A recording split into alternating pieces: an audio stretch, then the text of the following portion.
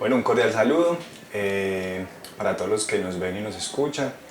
Me corresponde a mí, en el marco de la Semana de la Educación Vial, tener este encuentro con ustedes donde vamos a hablar un poco de un tema un poco técnico que es el derecho de tránsito, pero que espero poder utilizar con las palabras adecuadas para que hagamos un diálogo un poco más ameno y que podamos salir de algunas dudas que tenemos. Siendo pues este saludo agradeciéndoles por participar de esta Semana de la Educación Vial a nombre de la Administración Municipal y de la Secretaría de Movilidad, Tránsito y Transporte, ¿cierto? Acompañé en su momento como exsecretario de Tránsito aquí en el municipio precisamente la creación de la política pública de seguridad vial que está desarrollada a través del Acuerdo Municipal 08-2015 y que posteriormente a través del decreto 148 de 2017 se reglamentó un poco esta política y se creó el Comité de Seguridad Vial. En el marco de este acuerdo municipal de 2015 es que se institucionalizó la Semana de la Educación Vial y se plantearon diferentes líneas y estrategias de trabajo, ¿cierto? Que precisamente por las circunstancias que nos hemos envuelto este año, pues estamos desarrollando ahorita en el mes de septiembre y utilizando estas tecnologías y estos métodos, digamos, alternativos de ponernos en contacto con la comunidad. Bueno, para entrar en materia, básicamente lo que les voy a hablar un poco es sobre el derecho de tránsito, como les decía, en relación a esos aspectos del tema de la seguridad vial. Se supone que el derecho de tránsito, hoy por hoy, dentro de nuestro ordenamiento jurídico, dentro de nuestro marco jurídico, se entiende como un subsistema, ¿cierto? Del derecho administrativo y específicamente como del que les vamos a hablar, que es del tema del derecho de tránsito terrestre, ¿cierto? Se entiende como un subsistema porque tiene todas las condiciones características como tal, es decir, tiene unas definiciones, unos términos propios, tiene unas autoridades, unas competencias, hay un régimen sancionatorio que estipula unas conductas, unas sanciones de esas conductas, ¿cierto? Todo un procedimiento para desarrollarse, recursos, instancias.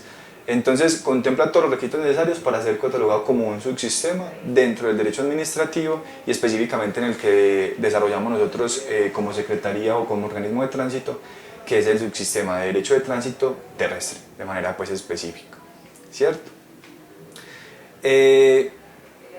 La Constitución Política del 91 consagra en su artículo 24 el derecho fundamental a la movilidad, que se debe garantizar por parte del Estado, ¿cierto?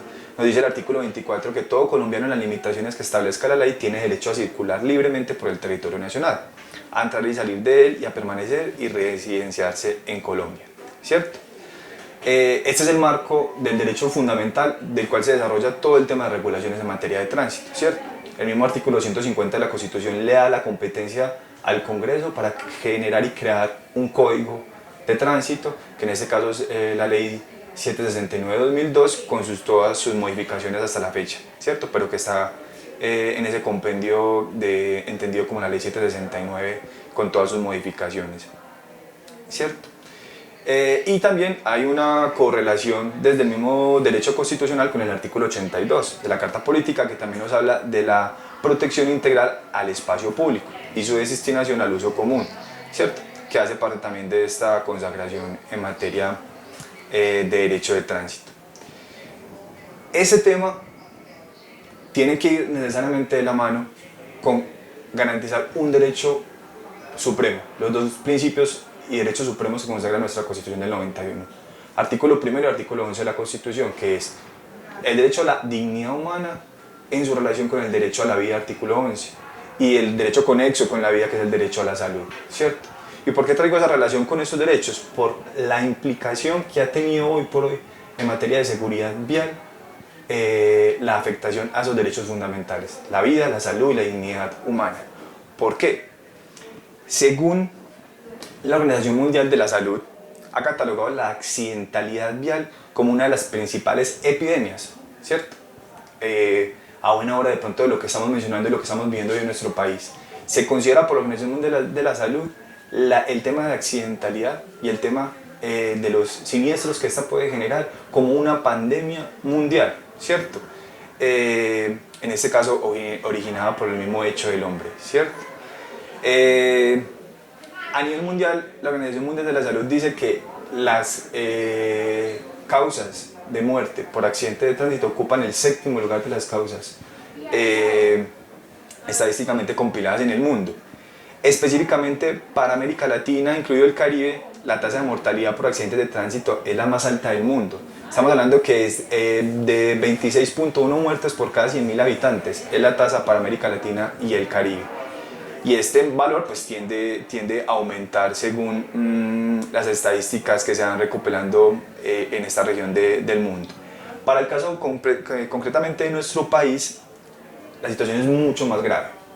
Si ya veíamos que a nivel mundial es la séptima causa de muerte el tema de accidentalidad, que estas cifras aumentan para América Latina, específicamente en Colombia la situación es mucho más compleja, como les decía. Para Colombia, según las estadísticas que arroja el DANE,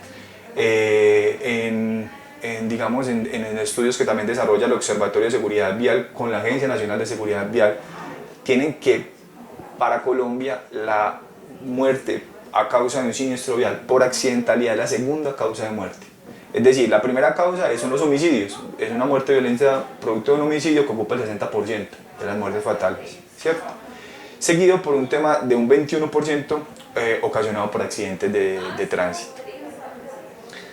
Para el caso de los datos que arroja la Agencia Nacional de Seguridad Vial para nuestro municipio en específico, tenemos que para el año 2019, solamente como datos reportados ante la Agencia Nacional de Seguridad Vial, tenemos 6 fallecidos en el 2019. ¿Qué datos encontramos en el tema, digamos, de reflexión que nos pueden generar esto? De que de esos 6 fallecidos, 4 fueron producto de accidentes relacionados como usuarios de una motocicleta, sea conductor o parrillero, ¿cierto? 1 peatón y 1 en bicicleta, los 6 fallecidos de estadísticas del 2019. Es decir, no hay ningún fallecido de un automóvil o un vehículo diferente a motocicleta, automóvil, campero y demás, sino que todos están asociados a vehículos que han generado mayor riesgo por sus condiciones, que es el tema de bicicleta y el tema de motocicleta, y pues el riesgo que también hoy se encuentra expuesto muchas veces el peatón. Solo en el 2019, según la Agencia Nacional de Seguridad Vial, hablamos de que se presentaron 6.826 fallecidos en el país y 32.155 lesionados, ¿cierto? Como les decía, de estos, el 60% son producto de accidentes donde se ve involucrado una motocicleta. Entonces, en este sentido es donde vemos la gran importancia de que tenemos como institucionalidad y como Estado de proteger el derecho fundamental de la vida, de la salud, en ese conexo con la vida y de la dignidad humana, ¿cierto? Esos derechos debemos de protegerlos junto con el mandato que se nos da de proteger un tema de movilidad y espacio público y de esa manera garantizar al usuario que en medio de su desarrollo como un actor vial se pueda dar de una manera segura. Y eso es lo que lleva a que tengamos que regular y controlar el tránsito de todos estos actores viales por las vías de nuestro municipio, por los espacios públicos de nuestro municipio, pensando en garantizar la salud, la vida, la dignidad humana de cada uno de nosotros, ¿cierto? Entonces esto es lo que tenemos que entender como base de que las prohibiciones, en ese sentido las posibles sanciones que se puedan imponer no se hacen como una medida represiva del Estado o como una manera de obtener recursos o como una persecución al ciudadano. Es la manera que tiene el Estado de brindarle garantías para preservar la vida, la salud y la integridad de todos nosotros, ¿cierto? Entendiendo esto, quiero que nos centremos un poquito ya en analizar unos temas ya más específicos del derecho de tránsito. Tenemos unas consagraciones constitucionales de unos principios que aplican en este subsistema de derecho de tránsito, que son muy comunes a otros subsistemas o especialidades en materia sancionatoria, pero que pues en este caso no es la sección que aplique. Tenemos el principio de legalidad, que podamos estar consagrado, digamos, del artículo 6 de la Constitución Política, ¿cierto? Que en este caso es que tenemos derecho a que efectivamente la conducta por la cual vamos a ser sancionados sea una conducta que esté previamente, en este caso, tipificada o consagrada en la norma, y que se nos haya dado la posibilidad al usuario de que se haga conocida públicamente y que él se pueda ver, digamos, preparado para no cometer o no incurrir en dicha conducta y de esa manera evitar ser, digamos, sancionado, ¿cierto? En igual sentido, encontramos el principio de seguridad jurídica, que lo podemos ver desarrollado en el artículo 83 de la Constitución Política, ¿cierto? Que habla de que las actuaciones de los particulares y de las autoridades deben ceñirse a los postulados de la buena fe, la cual se presumirá en todas las gestiones que aquellos adelante, ¿cierto? En ese sentido, lo que se pretende con esta consagración es de que no se le puede sorprender al usuario cuando él tiene una confianza legítima y confiando en una buena fe que le genera la misma institucionalidad o el Estado, de que todas esas prohibiciones deben de estar lo suficientemente socializadas o divulgadas, ¿cierto? No obstante, sabemos y conocemos que el no conocimiento de la norma pues no nos exime de su cumplimiento, pero sí el Estado debe proporcionar todos los medios para que se haga esa divulgación y socialización de la norma como tal. Un principio muy conocido es el artículo 29 de la Constitución Política, que habla del debido proceso, ¿cierto? Y que tiene todo un desarrollo de diferentes garantías. El debido proceso también nos habla de la garantía de legalidad, que les hablaba de que haya una conducta previamente estipulada por la cual me vayan a sancionar. No puede ser simplemente una consideración o criterio de alguna autoridad, sino que debe estar expresamente consagrada en la norma la conducta por la cual me van a sancionar. Hay un principio que es la garantía de irretroactividad, ¿cierto? Que a partir de que se salga la regulación, la prohibición, solamente a partir de ese momento se le es exigible al ciudadano y siempre y cuando también se cumpla con los principios de, digamos, de esa comunicación para que se genere una confianza legítima y haya una comunicación bajo un criterio de buena fe para con el ciudadano. Está la garantía de favorabilidad en caso de que haya una diferencia entre dos normas o dos interpretaciones, siempre se tiene que pensar en una interpretación más favorable para el ciudadano. La garantía que también consagra el debido proceso de un juez natural, es decir, que haya una autoridad específica que va a conocer este tipo de procesos sancionatorios. En este caso hay una autoridad específica que consagra la ley 769 de 2002 y se cumpliendo con esta garantía, ¿cierto? Garantía del derecho de defensa, que usted pueda oponerse, controvertir los hechos por los cuales se les pretende sancionar, pueda hacer uso de todo el régimen probatorio que usted tenga en sus manos para defenderse y que la decisión que se tome sea una decisión motivada, que se le explique por qué se le va a imponer la sanción. El mismo Código Nacional de Tránsito consagra la posibilidad en ese ejercicio del derecho de defensa que se pueda ejercer de manera personal por el ciudadano o si lo quiere puede hacerlo a través de la representación de un profesional de derecho o abogado, ¿cierto? Y por último, para dejar el tema constitucional hasta ahí, está la garantía que también trae el debido proceso, que en derecho se conoce como non bis in idem, que es decir, una garantía que es no dos veces por lo mismo. Y es un principio que a veces suele discutirse en el tránsito, cuando me dicen, por una sola situación que me requiere un agente de tránsito en la vía, o pasa mucho con el tema de fotodetección, resulta que me empiezan a aplicar 2, 3, 4, 5 comparendos. En un mismo momento, me para un agente de tránsito, me aplica 5 órdenes de comparendo, por supuestas 5 infracciones diferentes.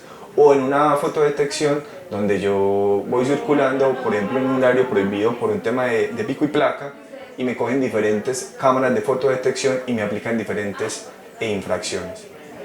Este principio trata de proteger ese asunto. No obstante, hay que distinguir de entre los dos ejemplos que les estoy mencionando.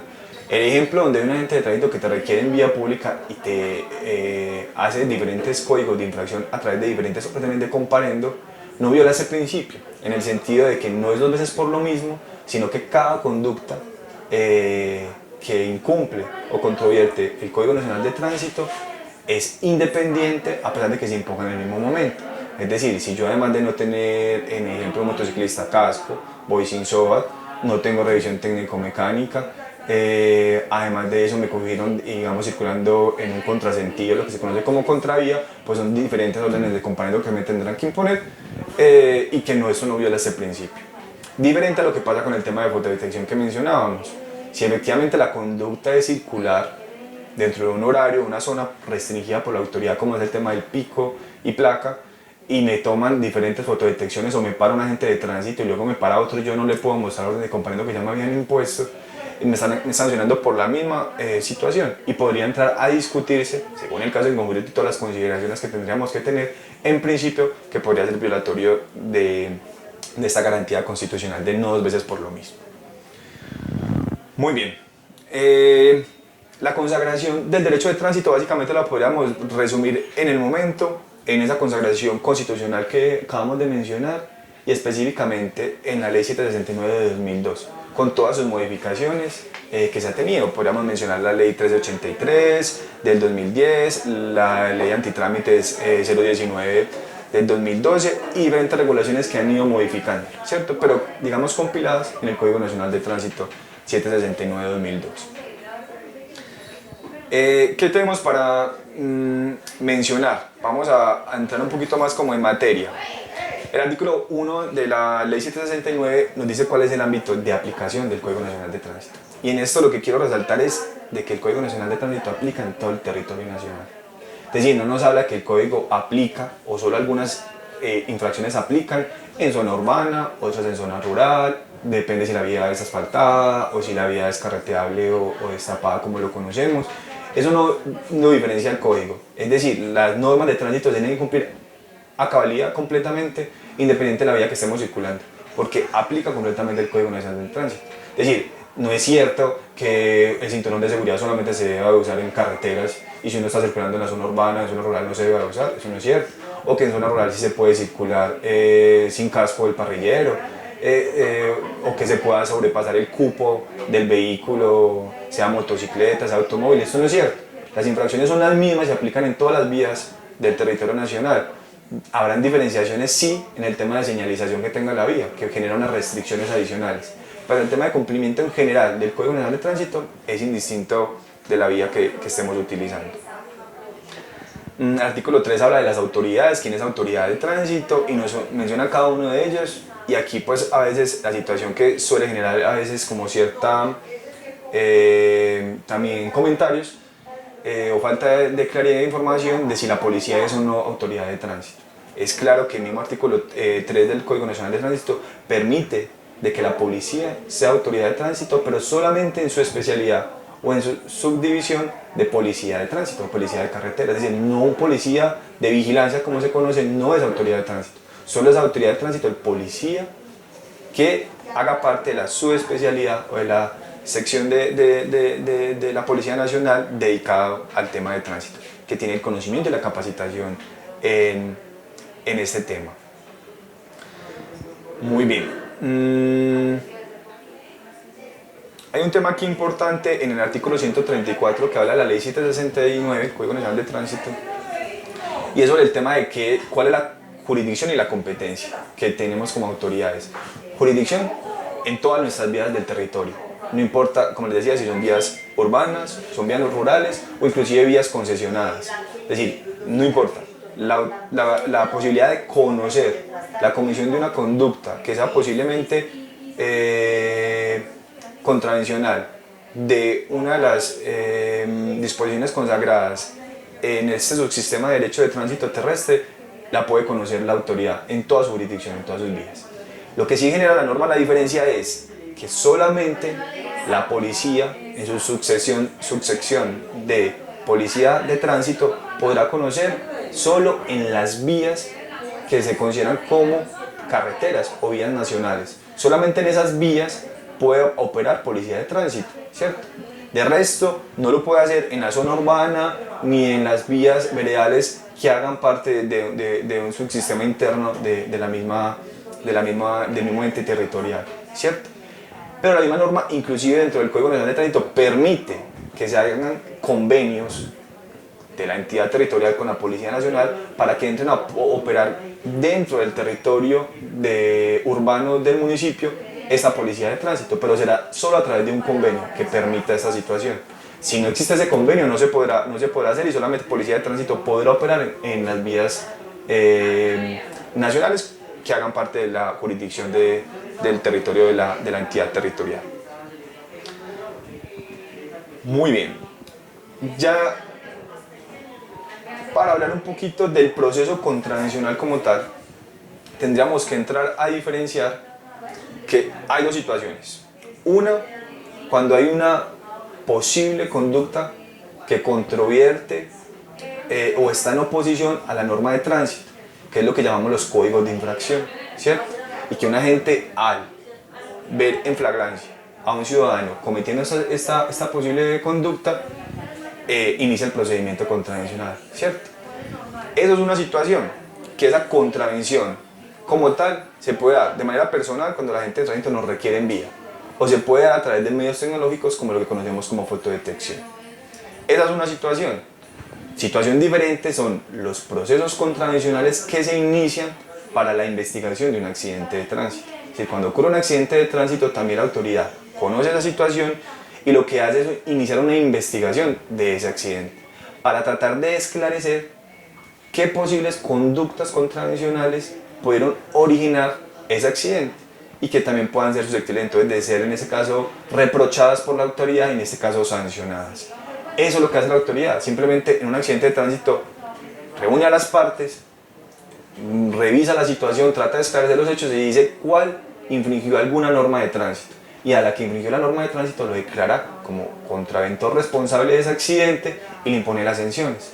Sanción que es una multa de tránsito que va para, digamos, los erarios públicos. Es decir, no es que vaya para la otra persona que estuvo involucrada en el accidente, no hablamos de reparación de perjuicios, ni de daños de vehículos. Eso no es lo que se conoce en esta instancia. Nosotros hacemos un proceso administrativo para determinar quién fue el responsable de esa conducta que viola la norma de tránsito y se le pone una sanción, una multa por esa violación a la norma de tránsito. Ya las otras situaciones que son en tema de reconocimiento de perjuicios, ¿cierto?, tendrán que discutirse entre las autoridades pertinentes, sea en materia penal, en materia de responsabilidad civil, responsabilidad administrativa.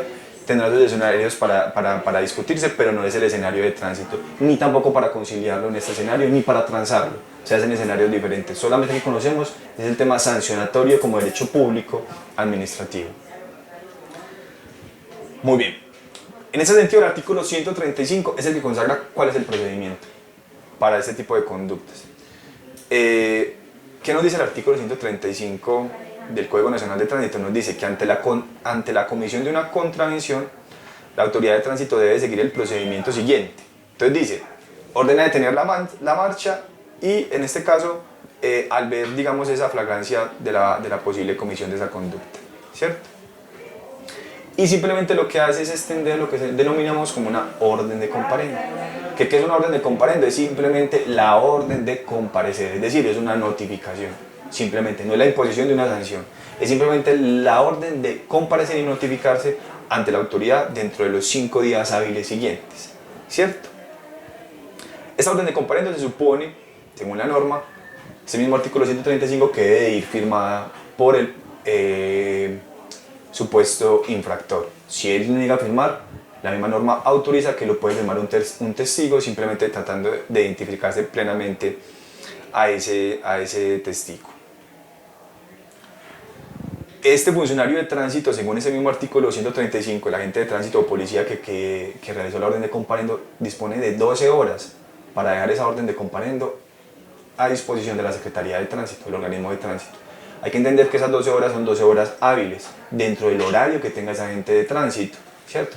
Y que solamente cuando el agente de tránsito pone en conocimiento esa infracción ante la Secretaría, es que como Secretaría se puede pensar en darle continuidad al procedimiento, sea para dar una orden de entrega de un vehículo que esté inmovilizado, sea para notificarle entonces la fecha de audiencia si es que va a solicitar audiencia, sea para generarle la facturación para el pago de la orden de comparendo dentro de los días para acceder a los descuentos. Entonces solamente es cuando la agente de tránsito pone en conocimiento y asienta ese procedimiento que acaba de iniciar.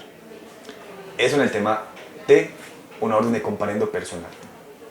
Si es una orden de comparendo que se hace por medios tecnológicos que aún por hoy la norma no lo permite, que son las fotodetecciones, esto, digamos, está básicamente consagrado en el artículo 137 del mismo Código Nacional de Tránsito, ¿cierto? Que hoy por hoy hay unas tanto normatividades recientes, resolución 718-2018 y normatividades del año pasado que establecen y reglamentan todo el tema de fotodetección.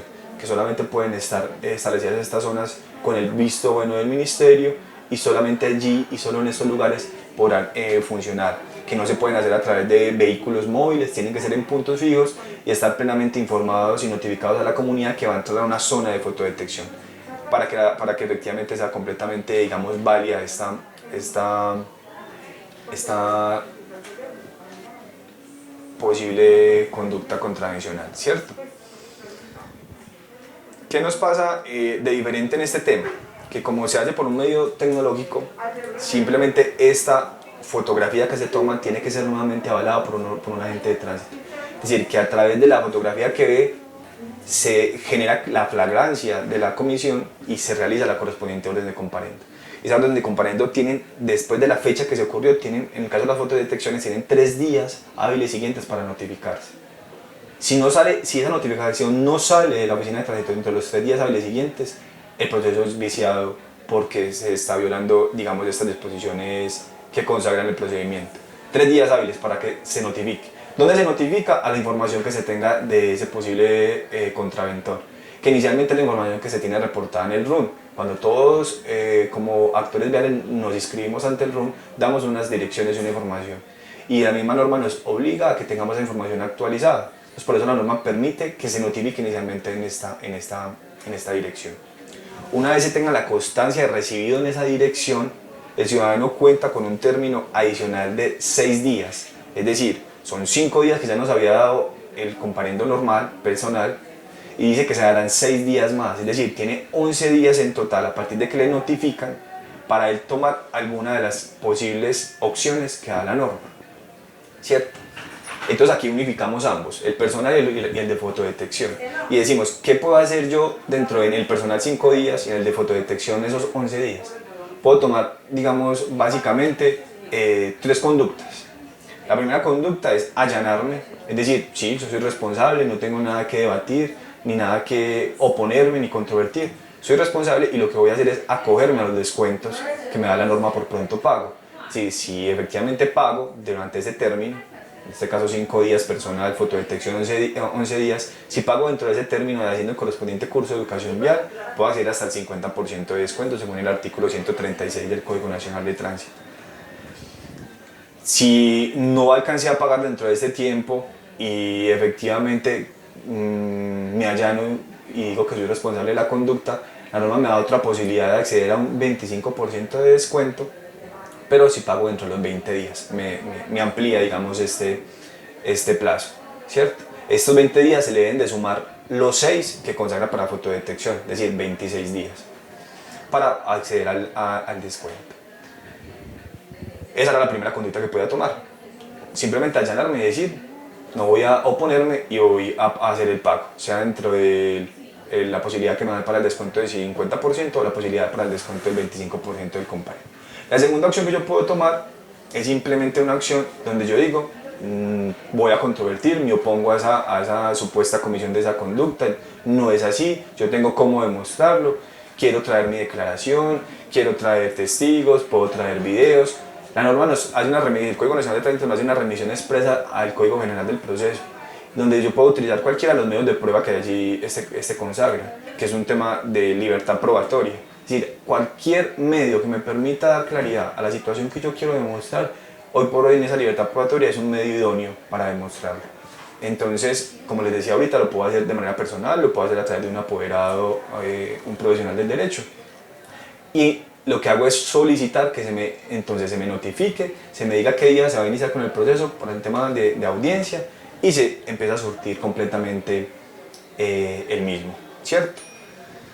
Esa es la segunda opción que podía hacer. Y la tercera opción es simplemente no hacer nada. Es decir, ni me allano para pagar en los descuentos, ni me presento para pedir audiencia.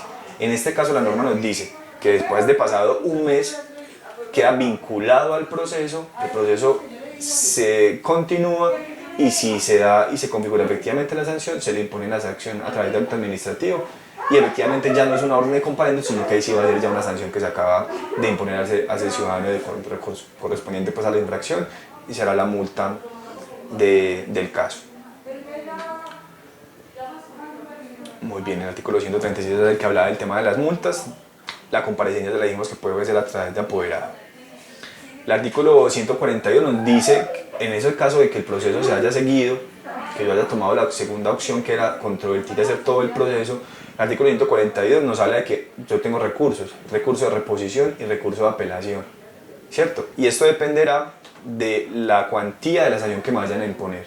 Si la cuantía de la sanción que me van a imponer es inferior a 20 salarios mínimos diarios, solamente puedo interponer el recurso de reposición, que es, una vez tomada la decisión, yo vuelvo y le digo a la autoridad vuelve y revise el tema. Usted no está tomando una decisión de manera correcta y le explico las razones para que la misma autoridad lo reconsidere.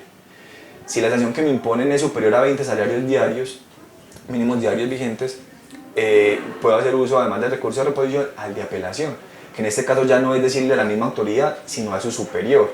Decirle a su superior que vuelva y revise el tema, que la decisión no se tomó conforme a derecho, que se deben de revisar diferentes aspectos que yo trato, le demuestro y le explico a esa autoridad para que nuevamente revise y reconsidere, ¿cierto? Muy bien. Entonces, este tema es en cuanto a las contravenciones que nosotros denominamos contravenciones simples, es decir, por la infracción a una conducta. Ya un tema aparte diferente, como les decía, es la investigación producto de accidentes de tránsito, ¿cierto? La investigación producto de accidentes de tránsito básicamente lo diferenciamos en dos clases. Cuando es lo que nosotros denominamos un accidente que solamente genera daños de los vehículos o daños a bienes, ¿cierto? Y los accidentes de tránsito que involucran lesionados o inclusive homicidios, ¿cierto? ¿Qué pasa en estos casos? El artículo 143 nos habla de cuando el accidente es en relación a daños, ¿cierto? Que se debe agotar básicamente el mismo procedimiento, se les notifica, se les hace una orden de comparendo para que se inicie el proceso, ¿cierto? Y el artículo 144 nos habla ya del segundo escenario, que es cuando ya en ese accidente de tránsito hay lesionados y hay también inclusive homicidio. ¿Cuál es la diferencia de estas dos situaciones? Que cuando ya hay un accidente que involucra lesionados o inclusive homicidio, la norma, en este caso el artículo 144 del Código Nacional de Tránsito, dice que ahí el agente de tránsito se convierte en un funcionario con, valga la redundancia, funciones de policía judicial. ¿Por qué funciones de policía judicial? Porque ese proceso que él inicia va a servir de base probatoria para un posible proceso penal que se vaya a iniciar por el posible delito de lesiones personales en todas sus variantes o el posible delito también de homicidio en todas sus variantes. Entonces, por eso es muy delicado, porque ese proceso que se inicia ya no solamente tiene unas implicaciones necesariamente administrativas en derecho de tránsito, sino que va a ser la base probatoria inicial para posibles procesos posteriores que se inicien como primer respondiente de esa conducta o esos hechos o esas circunstancias que podrían involucrar una conducta punible. En el caso de lesiones personales, siempre igual constituyen ese conocimiento como policía judicial. Lo que pasa es que habrá que esperar que el ciudadano, en este caso la víctima, decida, si así lo considera, interponer la correspondiente denuncia penal por la conducta punible que él considere que se haya ocurrido en esa situación. Pues dependerá de la decisión que tome el ciudadano, y para eso tiene, según la norma penal, de 6 meses, porque son delitos querellables, para hacer la correspondiente denuncia. En el caso de homicidio, inmediatamente se involucra el inicio o la apertura de una investigación penal, porque en el homicidio no hay que esperar la denuncia de ningún ciudadano, no es un delito querellable, y entonces inmediatamente da la apertura, como les decía, a ese proceso penal, ¿cierto? Entonces son dos escenarios, digamos, diferentes en ese sentido. ¿Qué pasa en estos casos de particular? Uno, que como se actúa en funciones de policía judicial, nos obliga a que necesariamente se debe hacer un proceso más exhaustivo en determinar las condiciones en que ocurrieron los hechos, tratando de determinar si hay testigos, identificándolos, haciendo mención de ellos en el informe. Se debe realizar la prueba de alcoholemia a los involucrados en el accidente de tránsito, ¿cierto? Y recaudar como todo el material probatorio que se pueda encontrar en el lugar de los hechos. Y como tercer aspecto importante es que los vehículos involucrados deben de ser inmovilizados. ¿Por qué deben de ser inmovilizados? Porque lo que se pretende es establecer las condiciones técnico-mecánicas de esos vehículos y establecer si quizás como causa probable de una hipótesis de la ocurrencia de esos hechos puede haber sido las condiciones técnico-mecánicas en las que esos vehículos estaban. Entonces los vehículos se inmovilizan es para determinar en qué condiciones mecánicas estaban. Entonces simplemente se inmovilizan para que se les haga un peritaje por una autoridad idónea y de esa manera establecer si tenían alguna condición de falla técnico-mecánica los mismos. Una vez surtido el peritaje, pues el vehículo podría ser entregado. En el caso de lesionados, en el caso de homicidio, el vehículo queda a disposición de la autoridad penal, en este caso Fiscalía General de la Nación, para su entrega o su disposición de acuerdo a los criterios de avance o de investigación del caso. Muy bien, podríamos hablar muchas cosas, pero para avanzar, estos procesos sean de una posible conducta contravencional simple, que era el primer escenario que mirábamos, o los de los accidentes, sean daños o lesionados, homicidios, todos, según el artículo 161 del Código Nacional de Tránsito, tienen un término de caducidad. Eso en derecho es que le da un límite dentro del cual se debe desarrollar y cumplir ese término para que el proceso o el procedimiento sea válido o legal, ¿cierto? Y ese término es de un año, ¿cierto? Desde el momento en que se hace la correspondiente notificación. Muy bien, con eso quería hacer como un recuento general de las opciones que tenemos como ciudadanos, de que si bien es su deber y su obligación cumplir y respetar las normas de tránsito, es el deber de las autoridades también respetar todo un debido proceso para garantizarle también sus derechos y sus garantías fundamentales en el desarrollo del mismo. Entonces, para que ustedes tengan un conocimiento del proceso y que puedan hacer cumplir y respetar, digamos, estas garantías a las que ustedes tienen acceso. Rápidamente vamos a hablar de algunas cositas que se consideran como preguntas frecuentes para que nos salgamos de algunas dudas, ¿cierto? Hay un comentario, un mito que como pregunta frecuente de si es cierto o no que en un vehículo tipo planchón, grúa, se pueden inmovilizar varios vehículos a la vez. Si esto es legal, no es legal, si esto es violatorio de alguna norma, si la autoridad lo puede hacer o no, ¿cierto? Al respecto, ¿qué tenemos? El artículo 72, que es el que a veces mencionan en estos casos del Código Nacional de Tránsito, dice remolque de vehículos. Dice, solamente se podrá remolcar vehículos por medio de una grúa destinada para tal fin, ¿cierto? Y al final de este artículo dice, no se podrá remolcar más de un vehículo a la vez. Entonces de este artículo se menciona de que hay una prohibición expresa de que no se pueden inmovilizar más de un vehículo. Pero no se entiende y se contextualiza de que este artículo 72 habla desde cuando un vehículo remolca a otro, porque está varado, está dañado en la vía, ¿cierto? Y necesita ser remolcado para que no obstaculice la vía o para llevarlo a un lugar donde se le haga la reparación respectiva, ¿cierto? No se habla del proceso de inmovilización en medio del conocimiento de una conducta contravencional. Entonces, en este sentido, no genera ninguna limitación. Hay diferentes conceptos que ha emitido el Ministerio de Transporte donde ha dado claridad de que la única limitante es la capacidad de carga que tenga el vehículo tipo grúa o planchón. Que si la capacidad de carga le permite llevar varios vehículos a la vez, sea porque están llevando varias motocicletas a la vez, sea porque le da para llevar un automóvil y motocicletas a la vez, no habría ningún problema al respecto. Pero el punto no para allí, porque entonces uno diría, lo injusto no es el hecho que se pueda llevar varios vehículos a la vez, sino que entonces se le cobre tarifas plenas al usuario, ¿cierto? Y entonces, a pesar de que en un mismo recorrido se están llevando varios vehículos al tiempo, a cada uno se le cobra una tarifa plena como si fuera un único viaje. Y en eso estamos de acuerdo. No obstante, actualmente en nuestro municipio, la resolución que reglamenta y autoriza el servicio de grúas y parqueaderos, que es la resolución 4129 de 2017, que en la actual administración se ha venido prorrogando, establece que en caso de que se lleve más de un vehículo a la vez, lo consagraba, en caso de que se lleve más de un vehículo a la vez, el ciudadano podrá exigir que se le descuente una tercera parte de la tarifa. Es decir, si la inmovilización tenía un costo de 20.000 pesos, yo tengo el hecho que se me descuente una tercera parte de esa tarifa, entonces estaríamos hablando que tendría un descuento de aproximado unos 6.000 pesos, ¿cierto? 6.000, 7.000 pesos. Entonces, de esta manera uno ve que puede ser incluso hasta más beneficioso el hecho de que finalmente se haga una inmovilización con varios vehículos a la vez y yo exigiera que se me haga el descuento respectivo, ¿cierto? Muy bien. En ese mismo sentido de las grúas, como les decía, esa es la resolución que lo tiene autorizado, el municipio no tiene el servicio directamente de grúas, la norma permite, tanto el artículo 125 como 127 del Código Nacional de Tránsito permite que se pueda autorizar a prestadores, en este caso particulares, para dicho servicio. Y la administración lo que hace es controlar o establecer un tema de tarifas. En la Secretaría están publicadas las tarifas de ambos servicios. Si un usuario tiene algún inconveniente con la tarifa, le están haciendo un cobro adicional.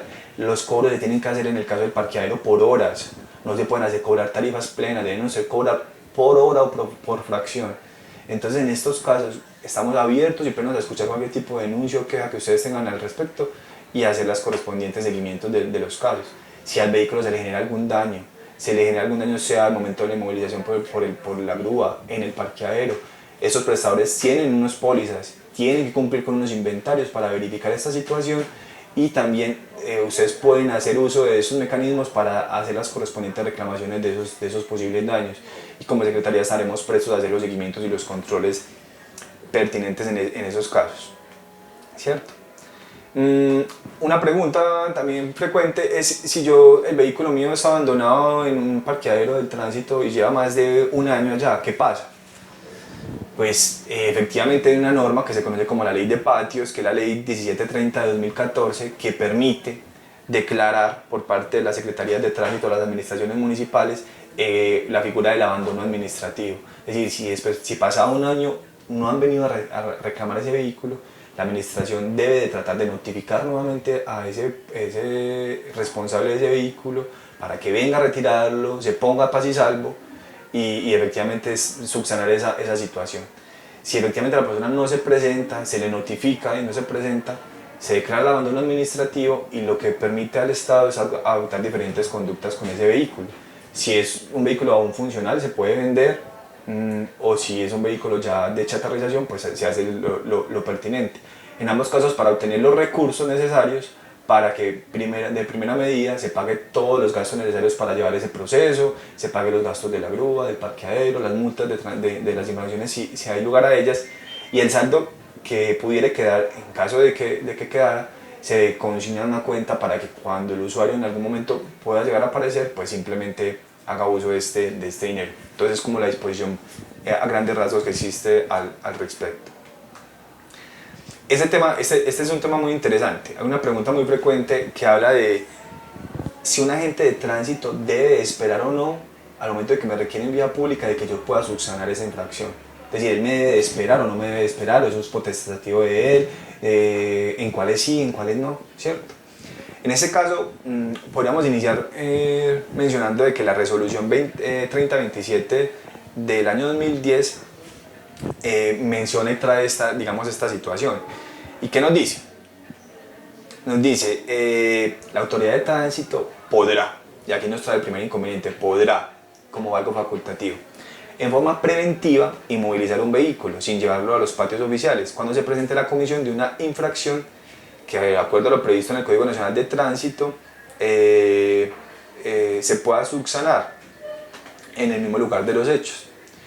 Y en este caso, esta resolución 3027 nos habla que por un término máximo de 60 minutos podrá esperar. ¿Cuáles son estas posibles, para entrar en materia, cuáles son esas posibles infracciones que la norma nos dice cuáles son las que se pueden subsanar en el lugar de los hechos? No es algo que la gente pueda decir, esta sí, esta no. La norma nos dice cuáles se pueden subsanar en el lugar de los hechos. Entonces, por mencionarle alguna, nos dice conducir un vehículo sin llevar consigo la licencia de conducción, conducir un vehículo con la licencia de conducción vencida, conducir la C24, que es conducir una motocicleta sin observar las siguientes normas. Ahí nos hablan de varias de las allí dispuestas.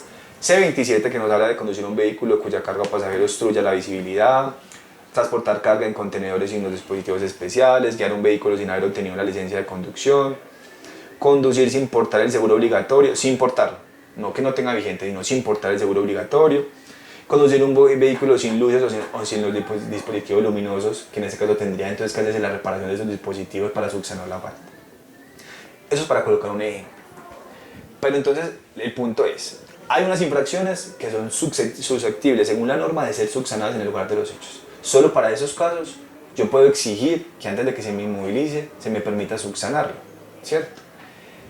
¿Quién decide si se me espera o no? En este caso la norma dice que puede ser hasta 60 minutos y que será potestativo por parte de la gente de tránsito. Esa potestad no se puede entender de como que él es el que decide cuándo espero y cuándo no espero. Eso dependerá de condiciones un poco más objetivas. Es decir, si yo estoy en un punto de control que está, digamos, programado para estar en ese lugar durante 1 hora, 2 horas, pues durante este tiempo, dentro de los límites máximos, yo puedo dar esa oportunidad al usuario, en este caso al posible infractor, ¿cierto? O si por ejemplo la gente de tránsito ya va a acabar su turno, no se le puede exigir necesariamente que tenga que esperar el tiempo necesario que nos dan acá para subsanar la falta. Entonces, esto dependerá de las condiciones en que se esté desarrollando el control operativo para que se pueda dar el tiempo para subsanar esa inmovilización. La norma es clara, habla de subsanar la inmovilización, no que no se le vaya a hacer la imposición de la orden de comparendo por la comisión de la conducta contravencional.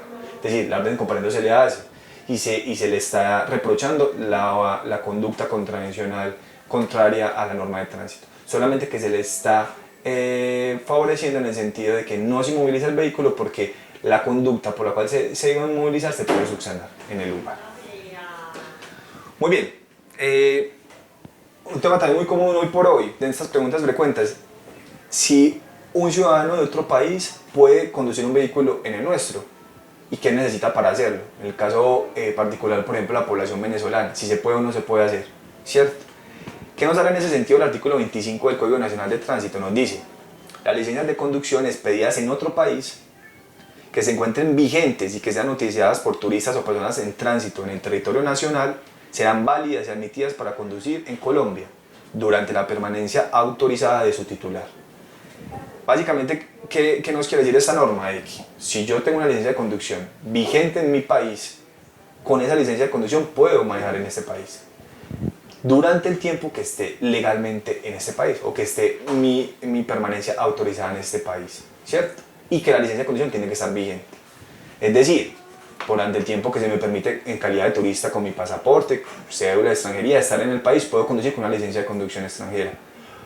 O en el caso de la población venezolana que ha tenido una situación particular que muchos de ellos no cuentan con un ingreso formal a nuestro país, no cuentan con un pasaporte o con una cédula de extranjería, pero a pesar de eso, el Estado ha regularizado su permanencia en el país a través de la expedición de permisos de permanencia o permisos de trabajo. Se ha entendido que es una manera de aceptar y regularizar su permanencia en el país. Es decir, con este documento que el Estado avala su permanencia en el país y teniendo una licencia de conducción vigente, se podrá, digamos, conducir de manera legal en el territorio nacional.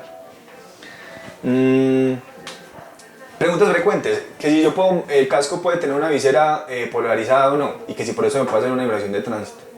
Pues hay muchas situaciones que se entienden como pormenores dentro de la norma de tránsito, pero que podrían dar para la aplicación de una conducta, de una orden de comparendo como conducta contravencional.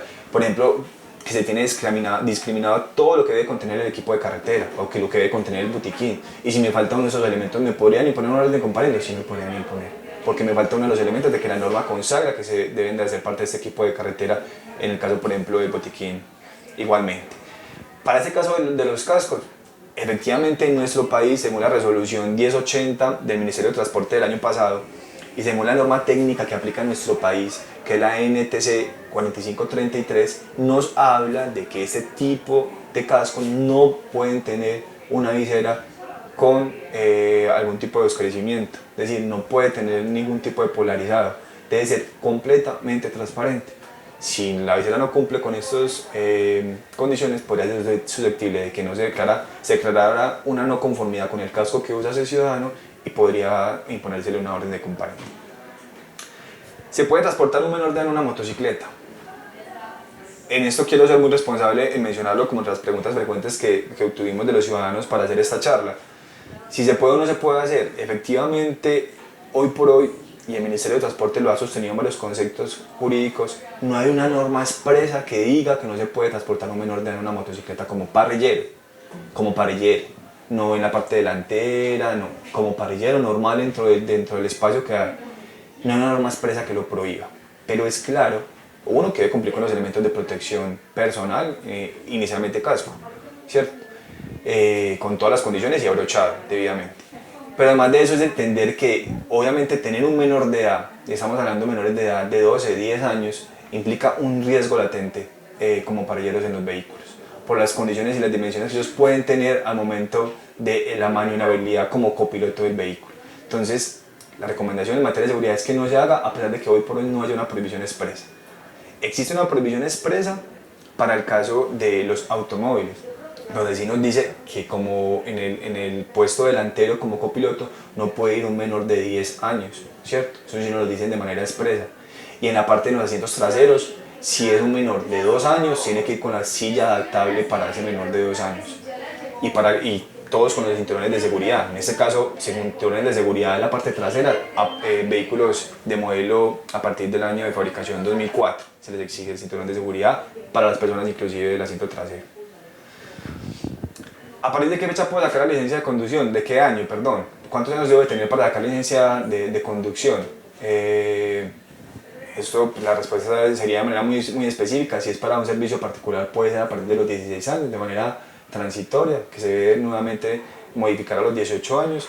Y si es para servicio público, necesariamente tiene que ser mayor de edad, solamente licencia de conducción para servicio público a partir de los 18 años.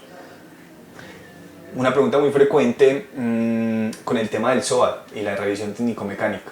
Hoy por hoy que se exigen como documentos virtuales, es decir, documentos digitales, que no se exige su documento como tal físico. Entonces la pregunta sería, si yo no lo tengo de manera digital, es deber de la autoridad consultar una base de datos, para verificar si tengo vigente ese documento o no, o yo debo de tener el documento para mostrárselo a la autoridad, sea físico porque lo haya impreso o sea porque lo tenga en medio digital, digamos en mi celular, en mi tablet, computador, como lo pueda tener en el momento para mostrárselo a la autoridad. Entonces esa discusión está planteada de esa manera. ¿Qué diríamos en este caso? Que si bien a partir del 1 de enero de 2019 el Ministerio autorizó que en el caso del SOAT primero podía ser de manera digital, esto no modificó el Código Nacional de Tránsito en su artículo 131, donde consagra el código de infracción D2, que dice conducir sin portar el seguro obligatorio de accidentes de tránsito. Conducir sin portarlo. Y se ha entendido que portarlo puede ser de manera física, impreso o electrónica, pero yo sí debo de portarlo. Es decir, es un deber del ciudadano portar el SOAT, porque hay dos códigos de infracción diferentes: no portar el SOAT y no tener el SOAT vigente. Y en este caso, no portar el SOAT sería no portarlo de manera física o digital, pero sí debo de tener como demostrarle a la autoridad, si sea de manera digital, que tengo.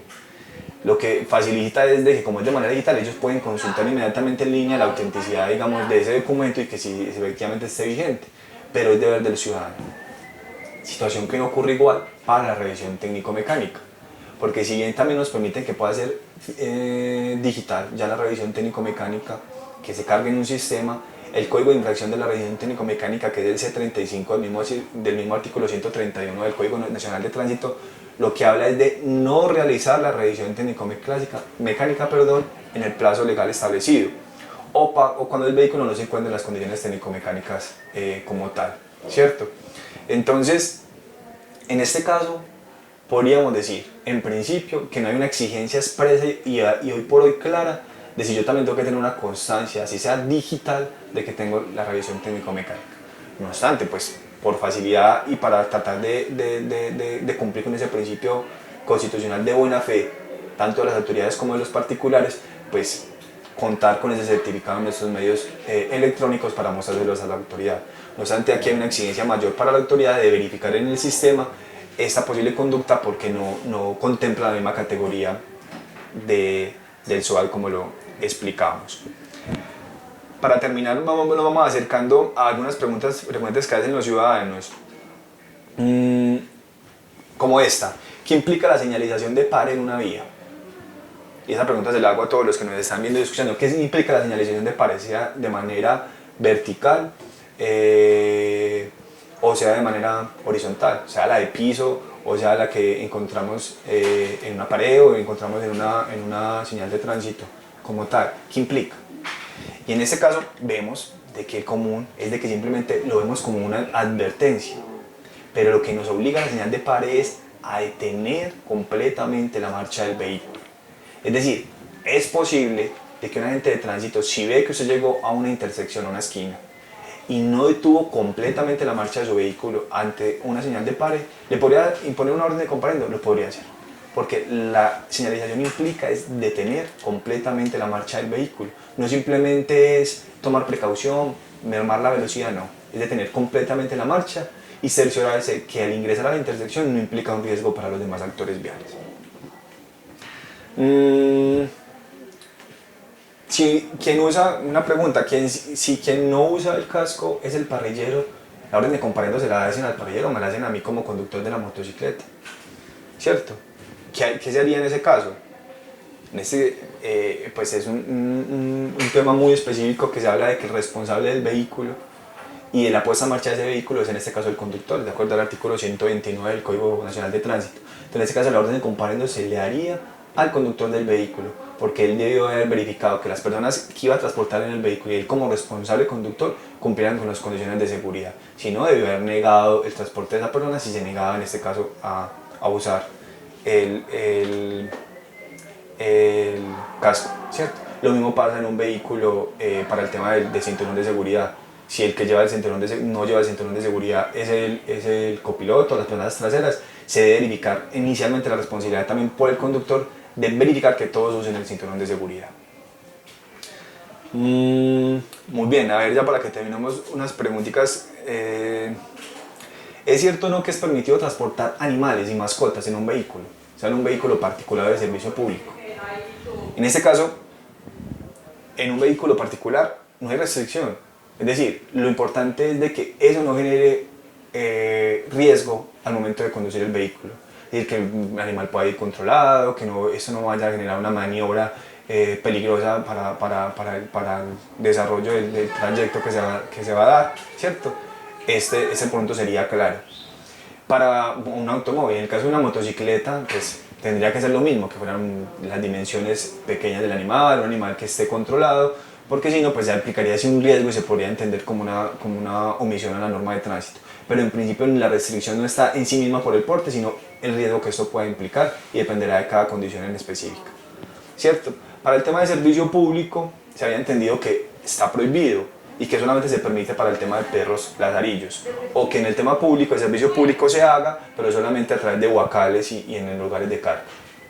Hoy por hoy, con todo el tema de desarrollo y protección animal y a través de un pronunciamiento que hizo la Corte Constitucional desde el año 2011, ha dicho que si el animal es un animal doméstico y que siempre que se lleve en condiciones de salubridad, seguridad y comodidad, el animal también puede ir en el servicio público.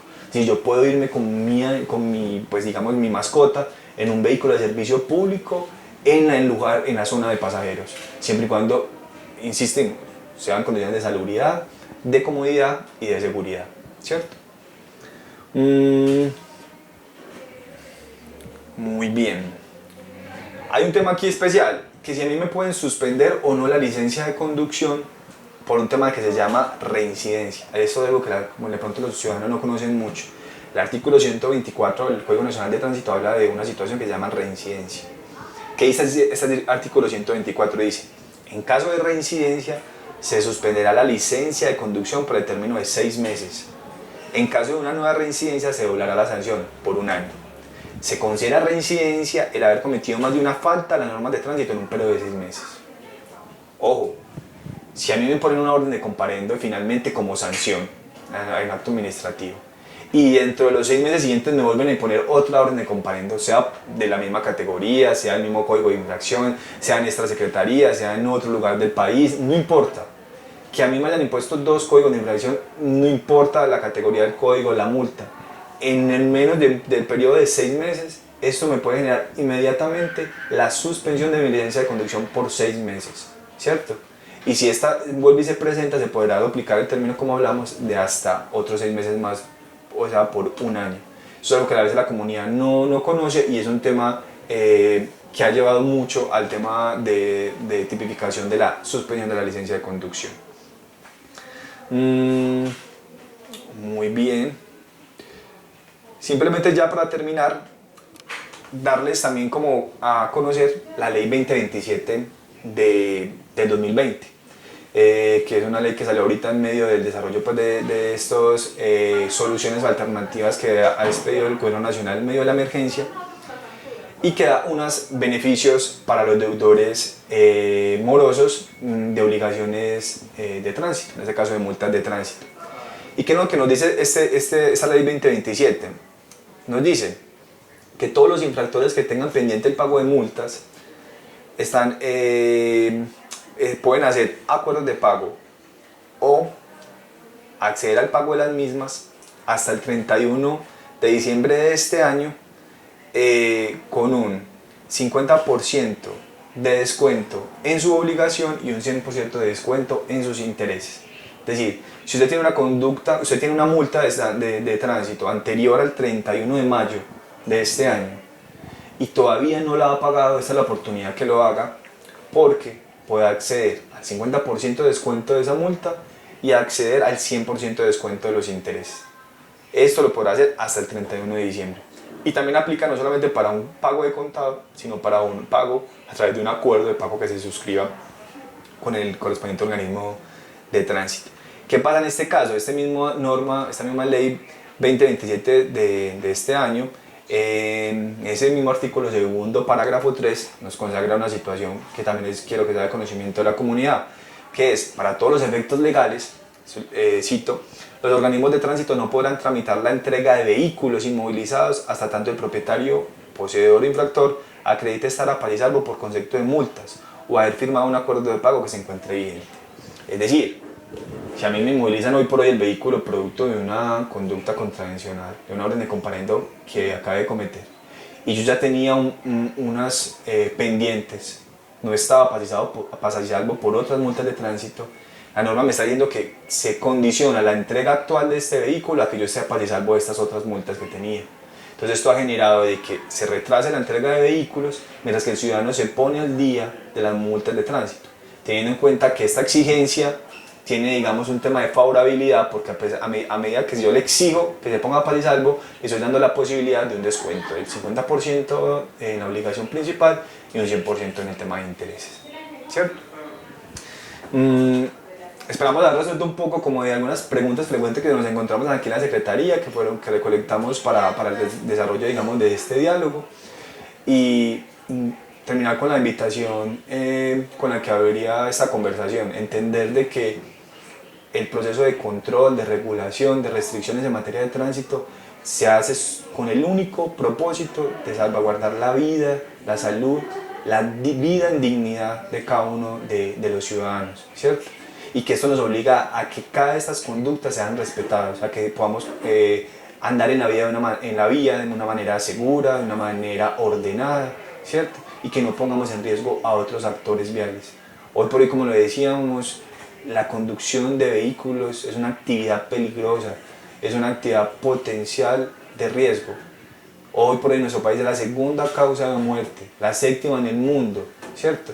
Y que estamos con unas estadísticas muy altas que realmente nos pueden ver involucrados, tanto como actores que generemos el accidente, que quedemos en nuestra cargo, en nuestra responsabilidad, sea patrimonial, sea penal, por los daños que hemos ocasionado a otros por nuestro actuar imprudente o negligente, o que inclusive podamos ser víctimas directas, víctimas indirectas de las consecuencias de estos accidentes, de estos siniestros viales. Agradecerles por su atención y reiterarles la invitación de la Secretaría a estar de puertas abiertas para atender cualquier requerimiento, cualquier duda, cualquier queja, que realmente queremos brindarle todas las garantías a los ciudadanos en el desarrollo de los procesos que conozcamos como autoridad, que no estamos simplemente para sancionarlos como de lugar, a simplemente generar una persecución al ciudadano, sino simplemente cuando hay una conducta que así lo merite de acuerdo a la norma, que el proceso se pueda desarrollar con todas las garantías y que de esta manera podamos dar un cumplimiento, digamos, totalmente coherente a nuestras obligaciones como autoridad. Muchas gracias. Administración Municipal más cerca, más oportunidades. John Freddy Quintero, alcalde.